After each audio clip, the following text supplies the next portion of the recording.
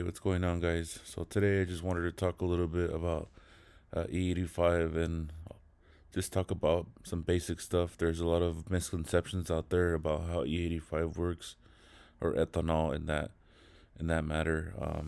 So E85 is we get this from local pump stations, right? But there's also ethanol up to 98%, like Ignite E98.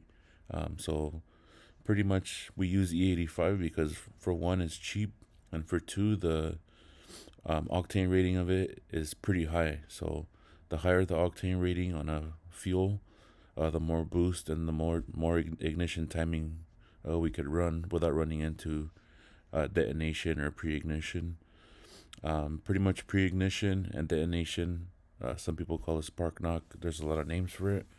It's pretty much in the event where there's a combustion event prior to the spark plug igniting. Um, if that occurs in a high performance engine under boost, it could break pistons, it could burn valves, it could completely destroy a cylinder when there is knock or detonation. So we run E85 to avoid that. So with E85, you could run higher boost pressures and also run higher timing advance, which makes more power.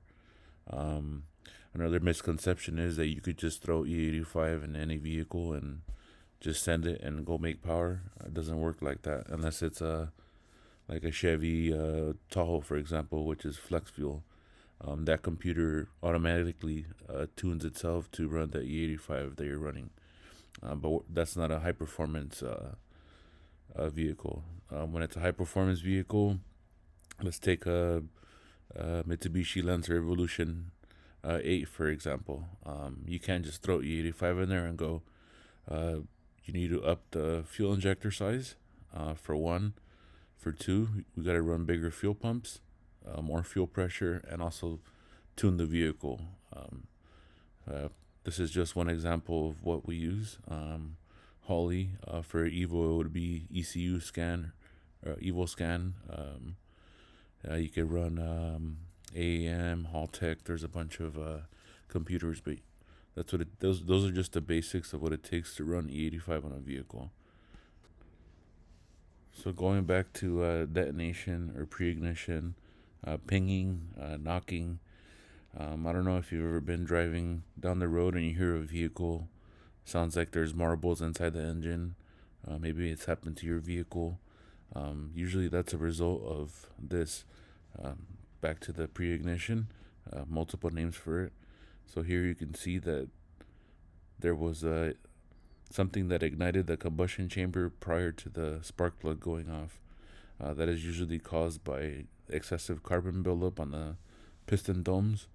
So that carbon becomes so hot that it pretty much becomes like a match, and it'll light off the air fuel mixture. And then once the spark plug goes off, then you have a second combustion event. So now you have two combustion events fighting against each other, creating super high pressure in the combustion chamber, and in turn making the piston rattle, and you hear that outside of the vehicle. Like I said, in the high performance industry, this can catastrophically damage engines. Thank you guys for watching. Hope this video clears up a couple questions. Catch you on the next one.